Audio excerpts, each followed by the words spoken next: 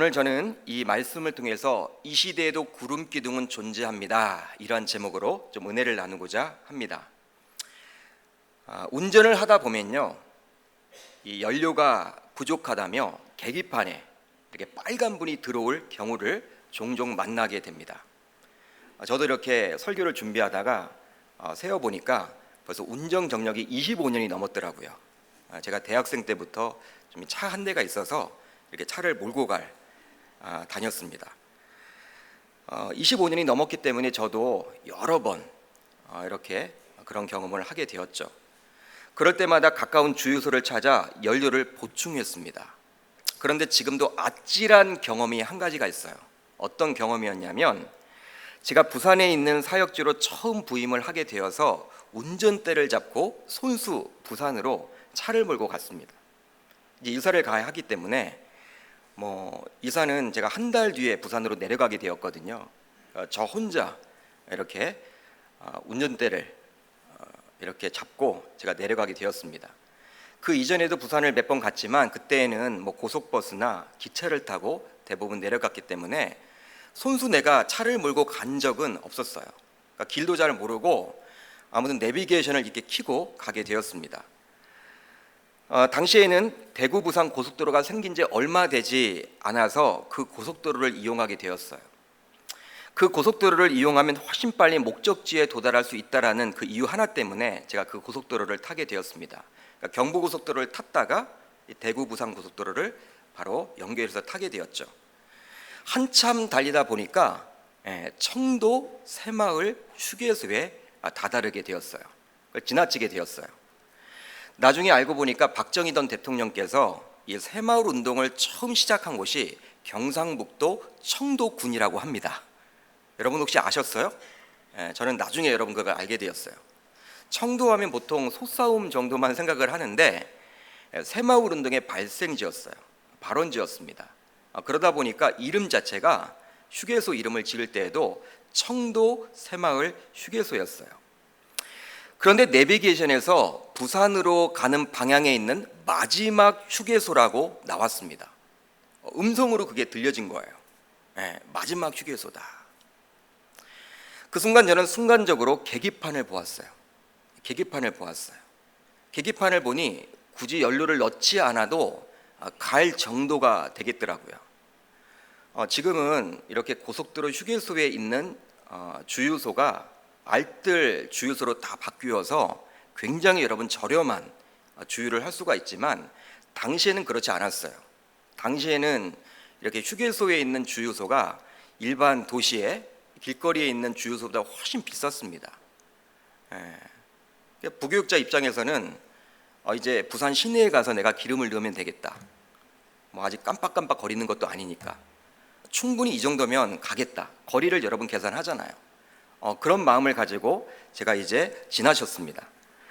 또 이미 예상했던 시간이 많이 흘렀기 때문에, 또 여러 휴게소를 지금 거쳐왔기 때문에 굳이 내가 기름도 넣을 필요가 없는데 이 청도 새마을 휴게소에 들어갈 필요가 없겠다 생각을 해서 그냥 지나쳤어요.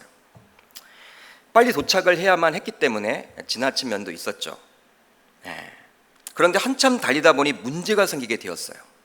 어떤 문제가 생기게 되었냐면, 참 여러분, 사람은 앞날을 모르잖아. 앞일을 몰라요. 30분 뒤에 어떤 일이 벌어질지 전혀 몰라요. 여러분, 평상시에 제가 내려가게 되었는데 길이 막히는 거 있죠. 길이 여러분 굉장히 막히는 거예요. 굉장히 막히다 보니까 여러분 한참 동안 고속도로를 달려야만 했습니다. 나중에 여러분, 그러다가 나중에 이 연료가 여러분 부족하다고 이 불이 여러분들 확 올라오게 된 거예요. 켜지게 된 거예요. 깜빡깜빡 여러분 이렇게 불이 이제 올라오게 되었습니다. 깜짝 놀랐어요. 보통 차량마다 이렇게 연료 계기판에 이게 빨간불이 여러분 들어와도 30km에서 50km 정도는 간다라는 정보를 제가 알고 있었어요. 근데 저는 여러분 아직까지 제 차가 어느 정도 갈지에 대해서 제가 알 수가 없었습니다. 알 수가 없었기 때문에 중간에 서면 어떡하나, 여러분 이런 불안한 마음이 계속 여러분 드는 거 있죠. 문제는 제가 사역하게 될 교회가 부산에서도 거의 마지막 이 바닷가 해운대에 있었습니다. 해운대에 있다 보니까 고속도로를 여러분 계속해서 달려 나가야만 했어요. 부산에 진입하는 노포 이렇게 톨게이트에서 해운대로 가게 되는 이 고속도로가 있습니다. 그러니까 그 길을 타야만 됐어요. 부산이 여러분 초행길이다 보니까 뭐 어디가 어딘지 잘 몰라요. 어디로 빠져나가면 휴게소가 있고 제가 잘 알 수가 없었습니다. 그러다 보니까 굉장히 여러분 막 등에서 식은땀이 나고, 이게 중간에 내가 고속도로 그때 그 내비게이션 말을 들을 걸, 그냥 마지막 휴게소니까 들어가서 그냥 기름을 좀 넣을 걸, 충분히 넣을 걸, 막 이런 후회감이 몰려오고요. 굉장히 여러분 힘들었어요. 나중에 이제 한참 달리다 보니까 제가 가는 라인에는 여러분 휴게소가 없고 옆 라인에 여러분 반대편 쪽에 휴게소가 있는 거 있죠. 여러분 뭐 많이 떨어져 있기 때문에 제가 굉장히 한참 돌아가지고 기름을 넣고 시간이 오히려 더 걸렸어요. 제가 좀 더 빨리 가려고 기름도 넣고 가지 않다가 굉장히 여러분 이렇게 고생한 기억이 있습니다. 뭐 기름을 넣어서 이제 나중에 교회는 잘 도착했는데요. 그때 여러분 흘렸던 그 식은땀이랑 지금 생각해봐도요, 아찔했어요 여러분. 고속도로 중간에 차가 멈추게 되면 굉장히 위험하기도 하고 당황스럽잖아요. 물론 뭐 보험회사에 부르게 되면 오긴 오겠지만 여러분 굉장히 난처한 일들이 벌어질 것 같지 않습니까? 그러다 보니까 위험한 상황도 연출될 수가 있고요. 그때 여러분 생각하면요, 지금도 아찔해요. 그때 마음고생을 심하게 했기에 저는 그 후로 마지막 휴게소라는 정보를 내비게이션에서 듣게 되면 무조건 이제부터는 휴게소에 들어갑니다. 휴게소에 들어가서 기름을 넣고 그냥 차도 점검하고 제가 쉬기도 해요. 그리고 되도록 주유 표시 등이 들어오지 않도록 사전에 미리미리 주유를 하곤 하죠. 그 당시 내비게이션에서 나오는 멘트인 마지막 휴게소라는 음성을 무시했기 때문에 저는 큰 고생을 했습니다. 그렇습니다. 우리가 어떤 곳에 가더라도 우리는 내비게이션의 음성에 귀를 기울여야만 해요. 예를 들어서 내비게이션이 오른쪽으로 가라 했는데 내가 왼쪽으로 틀어서 간다 하면요, 목적지와는 점점 멀어질 수밖에 없어요. 그렇기 때문에 인터넷에 떠도는 우스갯소리가 있죠. 남자로서 현명하게 인생을 살아가려면 세 분의 여자의 말을 잘 들어야 한다는 거예요. 여기 남자분들이 많이 앉아 계시는데 잘 귀 기울여 들어보시길 바랍니다. 우선 어머니의 말씀을 잘 들어야 해요. 고로 남자들은요, 엄마 말을 잘 들어야 돼. 엄마 말을. 삶의 무게를 간직하고 이겨낸 어머니의 말은 하나도 틀리는 것이 없습니다. 삶을 살아갈수록 더 그런 것 같아요. 제가 중고등학교 다닐 때 엄마 말을 잘 들었는데 그때도 여러분 듣지 않았던 것도 있겠죠. 지금 생각하면요, 다 어머니 말이 옳았어요. 삶을 살아가면 저보다 더 오래 사신 분들은요 다 기억을 하실 거예요. 그때 좀 어머니 말을 잘 들을 걸. 여러분 후회되는 것이 굉장히 많아요. 남자분들은 엄마 말을 잘 들어야 됩니다. 다음으로 아내 말에 귀를 기울여야 돼요. 아내 말에. 아내는 지극히 현실적이기에 남편이 보지 못하는 삶을 객관화시키는 데 있어서 굉장히 중요한 역할을 합니다. 어떤 물건을 살 때도요, 남자들은요 그냥 기분파들이 굉장히 많아. 그냥 느낌 가는 대로 사는 경우들이 많아. 여러분 백화점에서 이렇게 점원들이 이렇게 붙잡을 때에도 남자들을 붙잡습니까? 여자들을 붙잡습니까? 대부분의 경우 부부가 갔을 때 여러분 남자에게 여러분 붙잡아요. 남자 여러분 기분을 잘 맞추면요, 남성들은요 집에 있는데도 불구하고 또 살 필요가 없는데 그냥 여러분 그냥 너무 여러분 좋으니까 그냥 기분파들이 많아요. 여러분 필요 없어도 삽니다. 여러분 그때 아내들은 어떻게 이야기를 합니까? 항상 여자들은 이 아내들은요 이렇게 재보게 되죠. 지금 이것이 필요한가? 과연 우리 집에 이것이 필요한 물건인가? 현실적입니다. 그렇기 때문에 재정을 위해서라도 우리 아내들의 말을 여러분 잘 들어야 돼요. 마지막으로 여러분 중요한데요, 내비녀의 말에 무조건 순종해야 합니다. 내비녀가 무엇입니까? 내비게이션에서 나오는 여성의 음성이에요. 내비게이션에서 정보를 제공하는 여성을 지칭합니다. 내비녀의 말에 여러분 귀를 기울여야 돼요. 요즘 내비게이션은 실시간 교통 정보를 반영해서 빠른 길을 알려주기에 내비게이션의 말에 순종을 하게 될 때 우리는 그 귀중한 시간을 절약할 수가 있어요. 여러분, 듣지 아니하면요 굉장히 여러분 난처해져요. 오른쪽으로 여러분 틀라고 하면 오른쪽으로 틀어야 합니다. 직진에서는 여러분 시간만 더욱더 낭비하게 돼요. 그뿐만 아니라 마지막 휴게소입니다, 속도 제한 구역입니다, 위험 다발 지역입니다. 여러분, 이런 말이 나오기 때문에 이런 정보에 여러분 우리는 귀를 기울여야 해요. 즉, 예전에 내비게이션은 그냥 제한 속도와 길 안내만 했다면 요즘은 온갖 정보를 실시간으로 반영해서 제공을 해줍니다. 얼마나 여러분 업그레이드가 되었는지 몰라요. 그만큼 요즘 필수품 가운데 하나는 바로 이 내비게이션이죠. 내비게이션은 가이드 역할을 하기에 현대사회에서는 반드시 필요합니다. 마찬가지로 우리의 인생에도 내비게이션과 같은 존재가 필요해요. 왜냐하면 오늘날 우리의 인생들이 가는 길은 모두가 어두운 가운데 한 번도 가보지 않는 길이기 때문입니다. 여러분, 한 번도 가보지 않은 초행길이라도 내비게이션이 있으면 정확하게 목적지를 찾아갈 수 있듯이 삶에 있어서도 내비게이션과 같은 존재가 저와 여러분들에게는 필요하다는 거예요. 여러분, 제가 부산에서 사역을 할 때 굉장히 칭찬을 많이 받았어요. 권사님들의 칭찬을 참 많이 받았습니다. 목사님은 서울 분인데 어떻게 이렇게 저보다도 길을 잘 찾으세요? 어떻게 우리 집을 이렇게 찾아오세요? 제가 여러분 첫 교구가 이 연산동 지역이었어요. 해운대는 아파트들이 좋지만 고가 아파트들도 많고 길이 여러분들 이렇게 뭐 반듯반듯하지만 이 연산동 주변은요 굉장히 여러분 어려운 동네예요. 어려운 동네예요. 뭐 중산층보다도 더 어려운 동네. 제가 있을 때만 해도 수돗물도 여러분 안 나왔던 동네도 있었습니다. 삼복도로도 있고. 어떻게 그런 집을 잘 찾느냐라는 거예요. 제가 이야기를 했죠. 저는 내비녀의 도움을 받았습니다. 여러분, 그래요. 뭐냐면 부산에 가더라도 초행길이라도 우리가 여러분 잘 찾아갈 수가 있죠. 여러분, 권사님들이 요즘에 또 집사님들이 이사를 참 많이 다닙니다.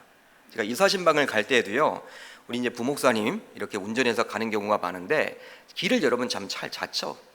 바로 내비게이션의 도움을 통해서 찾아가는 경우가 굉장히 많죠. 여러분, 우리의 삶에도 여러분 이런 내비게이션과 같은 존재가 필요하다라는 거예요. 그렇게 필요할 때 그런 도움을 받게 될 때 우리는 더 이상 두려워하지 않게 되는 거예요. 제가 교역자를 처음 시작할 때만 하더라도 내비게이션도 대중화되지 못했고 이 교적이란 것도 없어서 모두 일일이 수기를 하는 경우들이 많았어요. 그러니까 성도님들이 이렇게 등록을 하게 되면요 이제 교적 카드라고 있습니다. 교적 카드. 교적 카드라는 게 있었어요. 이 교적 카드 뒷면에 이 지도를 그리는 거예요. 지도를 잘 그려놔야 돼. 이사를 가게 되면요 여러분 거기다가 이렇게 뭐 빨간색으로 칠해놓고 형광펜으로도 여러분 이렇게 별표를 해놓고 그 옆에 뭐 세탁소가 있다, 아니면 가게가 있다, 아니면 지붕 색깔이 어떤 색깔이다. 이걸 여러분 아주 여러분 일일이 다 적어놔야 돼. 어느 골목으로 들어가면 그 집이 빨리 갈 수 있다. 이런 메모를 해놔야 돼요. 그러니까 다음에 찾아갈 때 굉장히 유용해지고요. 또 교역자가 바뀌게 될 때 그걸 활용할 수 있도록 해드렸습니다. 그러니까 누가 이사를 가게 되면 그 대상의 교적 카드 뒤편에 있는 그 메모를 활용해서 우리 그렇게 찾아가기도 하고 또 확인하는 그 작업들을 자주 거쳤죠. 그런 시대에 비하면 지금은 얼마나 편리한 시대입니까? 아무리 찾기 힘든 골목길로 이사를 하더라도 내비게이션만 있으면 쉽게 찾아갈 수도 있게 되는 것이죠. 오늘 말씀을 보게 되면요 이런 내비게이션과 같은 존재가 등장을 합니다. 바로 무엇입니까? 구름기둥이에요. 구름기둥이다. 오늘 말씀을 쭉 읽어보시면요 이 구름기둥이 굉장히 많이 등장을 합니다. 이 구름기둥은 예전에 길찾기 정도로만 쓰여졌던 내비게이션의 개념이 아니라 요즘 업그레이드가 되어서 온갖 정보를 제공해주는 최신 내비게이션과도 같은 그러한 정보를 제공해주고 있어요. 한마디로 인생 광야길을 이스라엘 백성들은 구름기둥의 안내를 받으며 가나안을 향해서 나아가게 되는 것이죠. 그렇다면 신자에게 있어서 구름기둥의 가이드는 왜 필요한 것일까요? 오늘 말씀을 보게 되면 이 구름기둥은 가이드 역할, 안내 역할을 하고 있는데 이것이 여러분 왜 필요한 것입니까? 먼저 구름 기둥은 하나님의 임재를 뜻하기 때문입니다. 오늘 말씀 15절을 한번 우리가 같이 읽어보도록 하겠습니다. 15절입니다. 시작. 성막을 세운 날에 구름이 성막 곧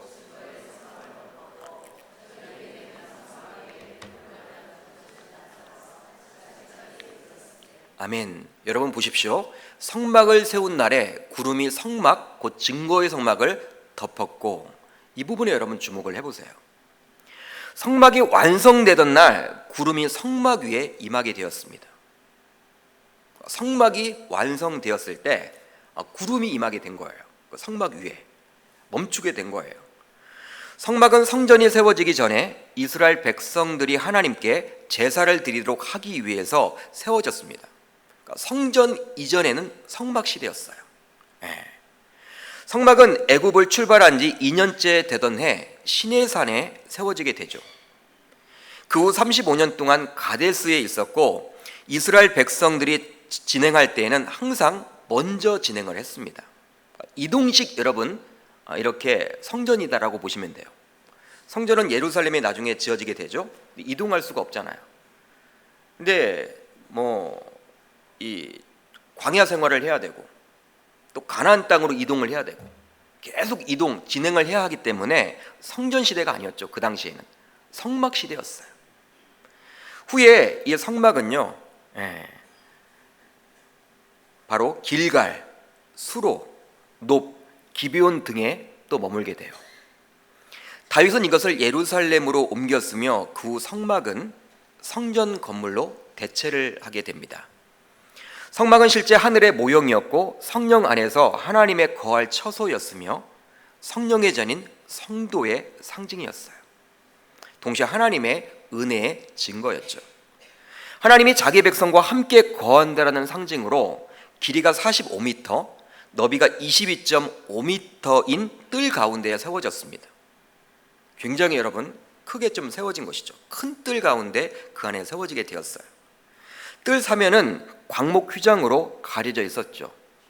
이 휘장은 청동으로 만든 기둥 60개로 지탱이 되었고, 뜰 안에 번제를 위한 큰 제단이 놓여졌고, 제사장들이 제사를 위하여 자기 몸과 제물을 싣는 청동 물두덩이 있었습니다. 뜰의 서쪽 끝에 세워진 성막은 목재 구조로 길이 14m, 너비 4.5m였으며 두꺼운 휘장으로 성소와 지성소를 구별했어요. 우리는 보통 성전만 이 성소가 있고 지성소가 있다라고 생각하기 쉬운데 성막 때도 그리했습니다. 그러니까 여러분 성막을 그냥 이제 한 장소에 머물게 한 것이 바로 무엇이다? 성전임을 알 수 있는 거예요. 내부는 광목천으로 둘러져 있었고 외부는 두 겹의 가죽 휘장으로 덮여 있었습니다. 또한 성소 내부에는 진설병의 떡상, 금촛대, 분향단이 있었고 지성소에는 오직 언약궤만 놓여져 있었어요. 여러분 보통 언약궤는 법궤라고 이야기를 하고 있는데 이 법궤는 무엇이 들어가 있습니까? 바로 만나가 담긴 항아리, 십계명의 두 돌판, 그리고 아론의 쌍난 지팡이가 들어가 있었죠. 한편 시간이 흘러 밤이 되자 이 구름은 불기둥이 되었습니다. 불기둥이 되었어요. 이 구름 기둥이 불기둥으로 변화가 돼요. 그리고 이 일은 이스라엘의 광야를 지나가는 동안 계속되었습니다. 성막을 짓기 이전에는 출애굽한 이스라엘 백성들에게 구름 기둥이 저 공중 높이 떠 있었죠. 여러분 높이 떠 있었어요. 자연현상 가운데 하나였겠죠. 여러분 우리가 보면 오늘도 구름이 있던데요, 이 구름 지나가는 것처럼 그냥 구름이 하늘 높이 떠 있었다라는 거예요. 성막이 여러분 세워지기 전에는. 그러나 성막이 완성된 그 시간에 구름 기둥이 성막을 덮을 뿐 아니라 지성소 속에까지 가득 차서 하나님의 영광이 이스라엘 백성들에게 임하게 되었어요. 그러니까 지성소까지 여러분 딱 비춰지게 된 거예요. 이 구름이 가려지게 된 거예요. 따라서 이 구름 기둥은 자연현상으로 끝나는 것이 아니라 하나님께서 이스라엘 백성들 중에 임재하여 함께 계신다고 하는 것을 눈으로 볼 수 있도록 한 역사예요. 여러분 우리들은 보통 이 언약궤, 법궤, 이 지성소에 여러분 있는 이 언약궤를 가리켜서 하나님의 임재를 상징하는 것이다 이렇게 여기는 경우가 많이 있죠. 맞습니다, 여러분. 이 언약궤는 하나님의 임재를 상징해요. 하나님이 그곳에 계신다라는 거예요. 근데 백성들에게 그것을 보여주기 위해서는 무엇이 필요합니까? 눈으로 봐야만 할 거 아니에요.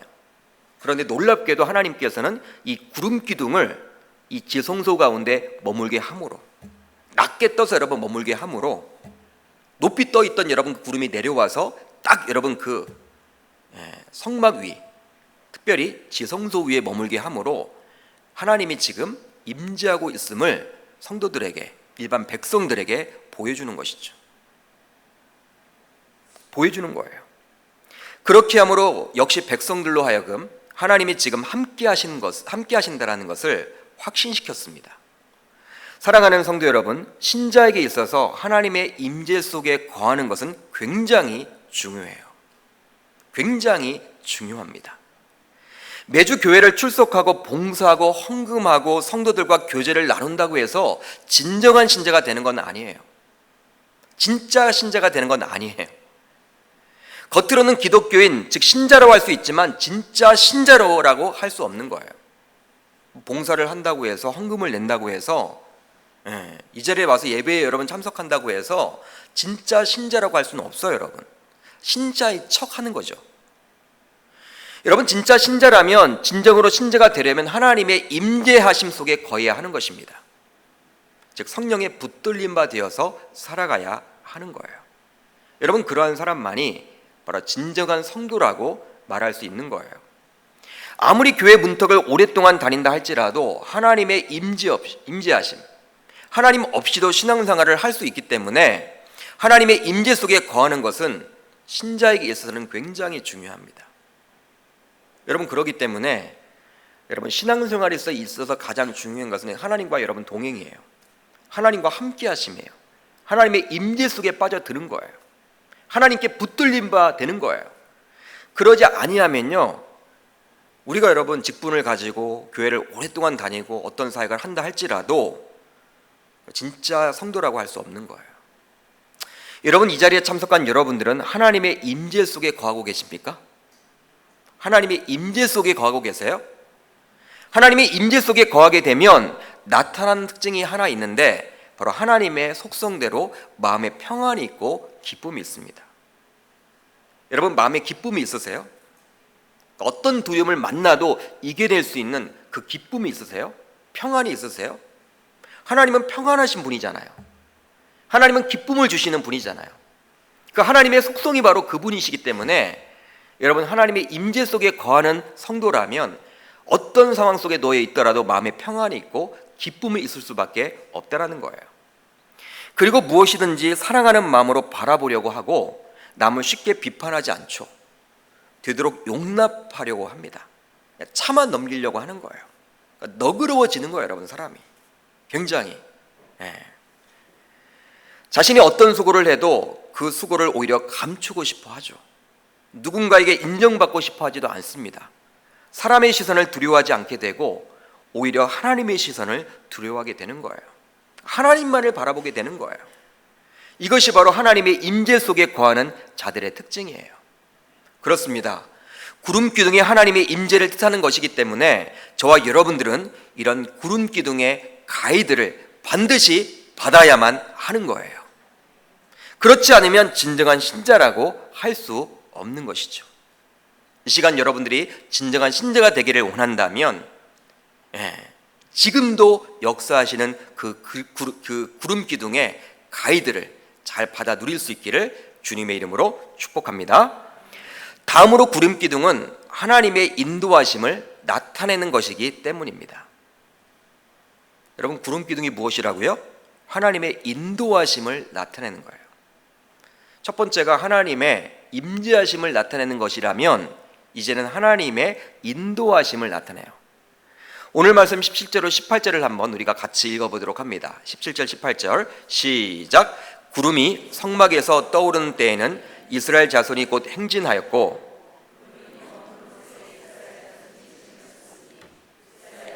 여호와의 명령을 따라 행진하였고 여호와의 명령을 따라 진을 쳤으며 구름이 성막 위에 머무는 동안에는 그들이 진영에 머물렀고. 여러분 잘 보세요. 구름이 성막에서 떠오르는 때에는 이스라엘 자손이 곧 행진하였고 구름이 머무는 곳에 이스라엘 자손이 진을 쳤으니.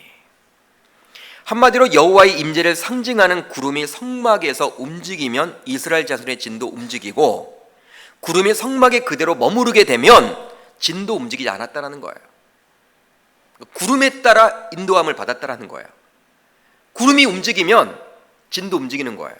근데 구름이 멈추면 진도 멈춰요. 행진을 멈추는 것이죠. 즉 이스라엘 자손들이 여호와의 명령에 따라 행진하기도 하고 진을 치기도 했듯이 당시 구름 기둥도 동일한 역할을 했음을 보여줍니다. 여러분, 하나님의 백성인 이스라엘 백성들에게 영적 지도자였던 모세와 여호수아를 통해서 하나님께서 백성들에게 가라고 이야기를 했고 멈추라고 이야기를 했어요. 누구를 통해서 여러분 말을 했습니까? 하나님이 모세와 여호수아라는 지도자를 통해서 말씀을 해주셨죠. 여러분, 가라, 멈추라, 그 말씀에 백성들은 순종을 했어요. 마찬가지로 구름도 하나님의 말씀과 같은 동일한 역할을 했다는 거예요. 바로 하나님의 인도하심입니다. 최신 업그레이드된 내비게이션처럼 충실한 가이드 역할을 한 거예요. 사랑하는 성도 여러분, 부모의 노릇은 그냥 자녀를 낳고 기르는 것이 전부가 아닙니다. 그러니까 자녀의 앞날에 대해서 가이드 역할을 제대로 해주어야 하죠. 자녀는 아직 삶에 대한 경험이 부족하기에 미숙한 점이 굉장히 많아요. 나이가 30이 넘고 40이 되더라도 부모에 비해서는요, 삶에 대한 경륜이 짧아요. 나이가 30대 중후반 40 이상이 되었음에도 경제적으로 자립하지 못하고 그냥 부모 밑에 얹혀 사는 경우들이 굉장히 많아요. 물론 자녀가 장애가 있거나 질병이 있고 또 어떤 이유로 인해서 그럴 수밖에 없는 사정이 있는 경우도 있겠지만, 요즘은 캥거루족이라고 해서 특별한 이유 없이 그냥 직장도 구하지 않고 그냥 무조건 공부만 하겠다라는, 그냥 공부만 하는 거야. 평생 공부는 좋은데 일을 해야 하는데 일자리를 구할 마음도 없고 그냥 부모 밑에서 살아가는 경우가 굉장히 많아요. 그러나 분명한 것은 부모는 그럴 때 자녀들의 인생에 적극 개입해서 가이드 역할을 해주셔야 합니다. 장성한 자녀이지만 진지하게 붙들고 기도하는 마음을 가지고 자녀의 앞날에 대한 가이드 역할을 분명하게 해주어야 해요. 이런 부모의 안내를 받은 자녀들은요, 삶에서 겪지 않아도 되는 시행착오를 줄일 수가 있게 되는 것이죠. 부모가 여러분 한번 겪었던 그 시행착오를 자녀들은 겪지 않게 돼요. 부모의 가이드를 받게 되면, 즉 보호를 받을 수 있는 것입니다. 또한 부모의 가이드를 받은 자녀들은 그렇지 못한 자녀들에 비해서 출발선부터 이미 앞서 나가는 거예요.